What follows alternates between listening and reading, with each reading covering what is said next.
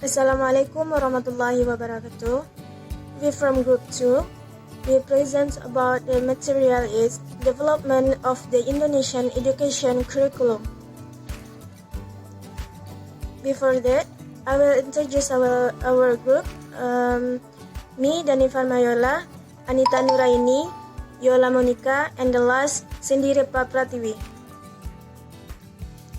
Okay, I will explain about the material is curriculum during the old order.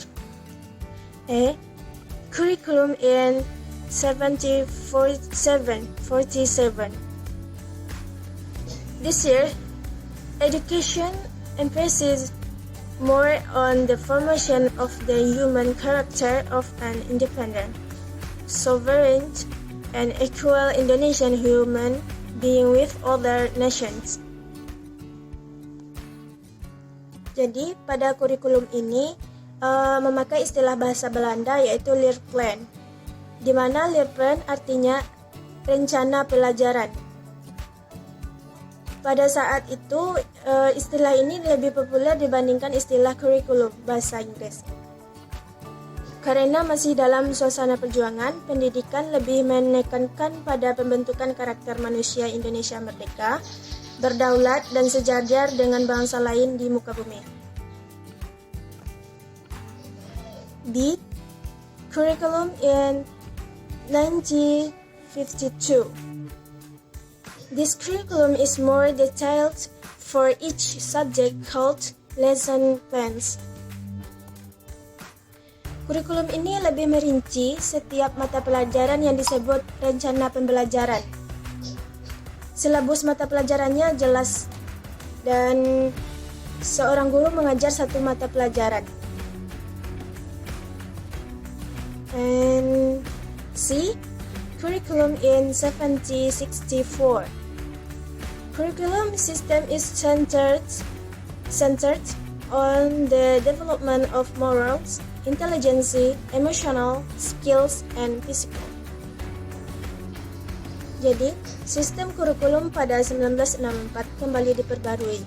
Dengan kurikulum ini, pemerintah mempunyai keinginan agar rakyat mendapat pengetahuan akademik untuk pembekalan pada jenjang SD, sehingga pembelajaran dipusatkan pada program Pancawardhana, yaitu pengembangan moral, kecerdasan, emosional atau artistik, keprigelan atau keterampilan, dan jasmani.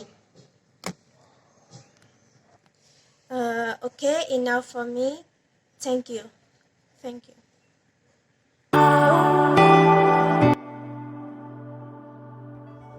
Assalamualaikum warahmatullahi wabarakatuh. I'm Yola Monica. I'm from Group 2.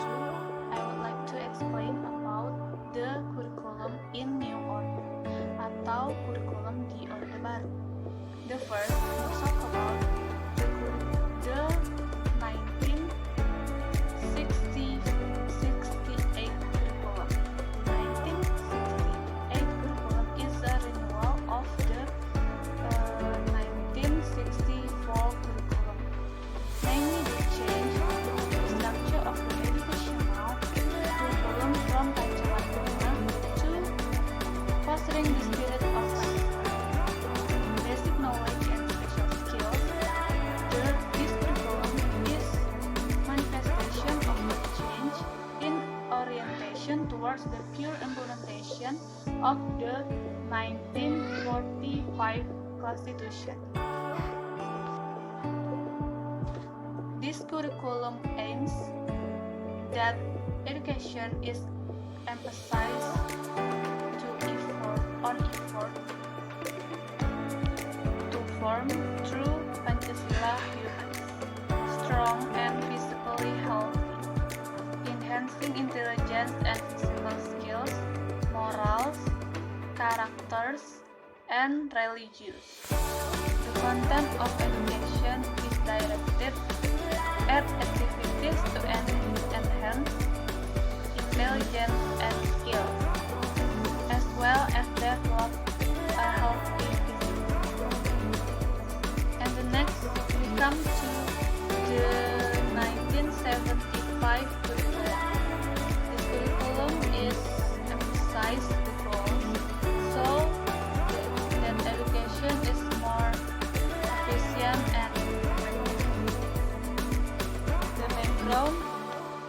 is the influence of the concept in the field of management, or popular name is MBO, Management by Objective.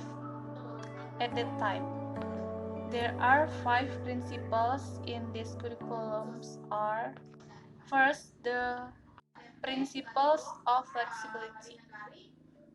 Flexibility to ecosystem environment, parents, and government ability to provide the adequate facilities.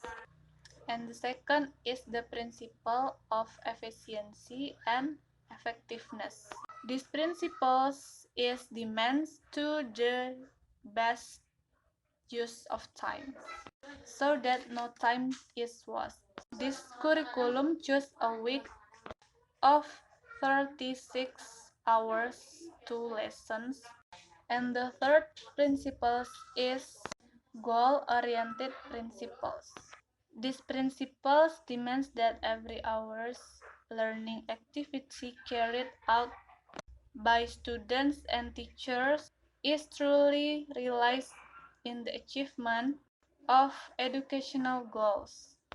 And the next principle is the principle of continuity of teaching and learning activities always pays attention on functional and hierarchical relationship, so that there is no tedious repetition or provisions of the lessons. And the last principle is the lifelong education. The next curriculum is the 1984 curriculum. This curriculum carried a process skill approach. The position of the students as a learning subjects from observing something, group, discussion, and reporting. This model is called the active students learning method, or we call CBSA in Indonesia. And the last curriculum is the 1994 curriculum. Local content of the material adapted to the needs of each region. For example, is regional language, arts, skills, and others. Various interests of community groups also insist that certain issues be included in the curriculum. As a result, this curriculum has a super dense curriculum. The system of sharing lesson time, namely by changing from the semester system to the quarterly system.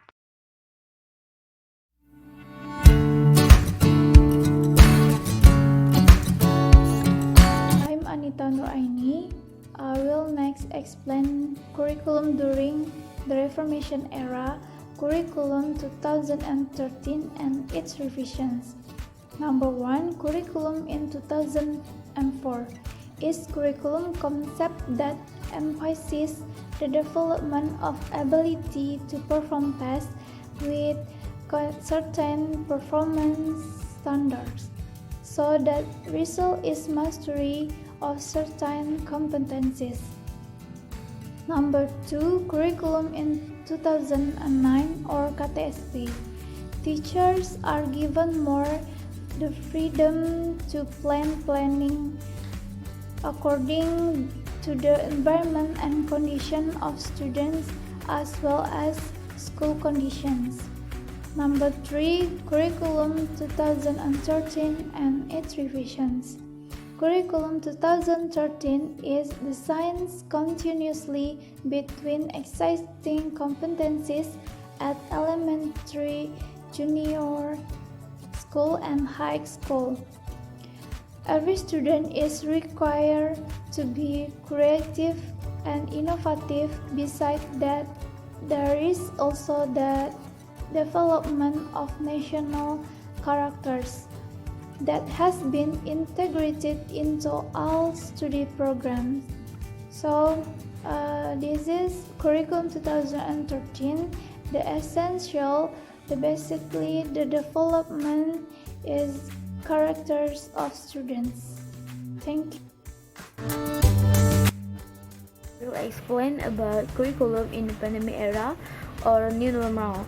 There are many obstacles by teachers, students, and parents during COVID-19 learning during the COVID-19 period.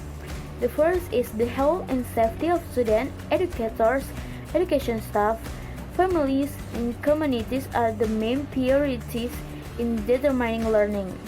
The second is the growth and development of students and psychosocial conditions are also considered in fulfilling education service during the COVID-19 pandemic. Jadi ada beberapa kendala dari guru, siswa, dan orang tua untuk menjalankan belajar dalam era pandemi ini. Yang pertama itu adalah kesehatan dan keselamatan siswa, pendidik, termasuk rekan-rekannya, itu akan menentukan metode pelajaran yang mungkin bisa dibilang sekarang itu belajar jarak jauh atau e-learning. Yes. Dan yang kedua adalah pertumbuhan dan perkembangan pelajar siswa serta psikososial juga menjadi pertimbangan. Jadi, selama kita menjalani yang namanya e-learning atau pembelajaran jarak jauh, itu pertumbuhan dan perkembangan siswa atau pelajar juga masih dipantau oleh guru di sekolah atau di sekolah masing-masing.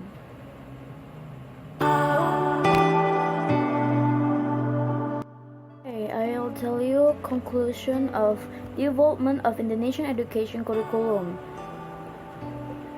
The educational curriculum in Indonesia as it since the day of the kingdom before Indonesian independence of the existing curriculum is still not complex.